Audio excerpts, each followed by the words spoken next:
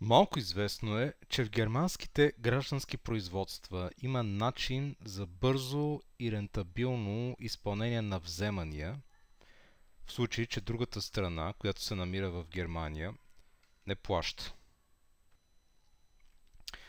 Германският граждански процес предлага възможност за така наречено документално производство, на немски Urkundenprozess. Ако всички точки на даден иск могат да бъдат доказани и подкрепени с документи, е възможно да се започне тази документална процедура, наречена Urkundenprozess. Документалното производство има няколко предимства. Първо, насрещната страна може да се защитава срещу производството само с възражения, които тя самата може да подкрепи с документи. Тоест, ако тя за нейните възражения няма писмени доказателства, документи, тя съответно няма право да се защити с възражението, което не може да бъде доказано с писмени документи. Второ, съдебното заседание се насрочва много по-рано, което означава, че получавате първоинстанционно съдебно решение много по-скоро, отколкото ако вървите по нормалната процедура, която не е съответно Urkundenprozess. Освен това, първоинстанционното съдебно решение в случай на Urkundenprozess подлежи на изпълнение, без да е необходимо да предоставяте обезпечение. Нека да обясня.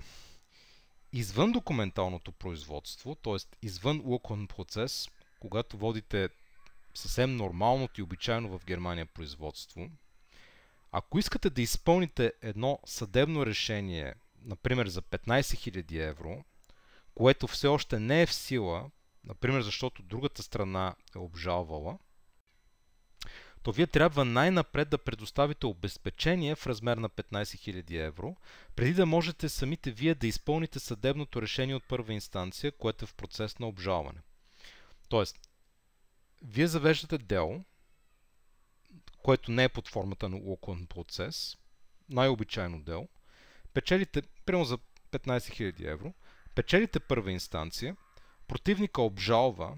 Ако вие искате от това решение на първа инстанция да започнете принудително изпълнение, вие трябва от ваша страна първо да предоставите обезпечение в размер 15 000 евро и чак тогава може да пристъпите към принудително изпълнение. Иначе трябва да изчакате да свърши и втората инстанция, евентуално и третата инстанция и да влезе съдебното решение в сила и чак тогава вече може да пристъпите към принудително изпълнение без да предоставяте гаранция и обезпечение, но това може да продължи и да трае много години.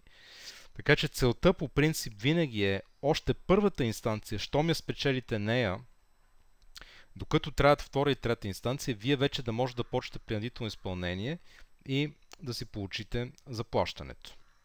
Това може да направите, ако заведете Urkundenprozess.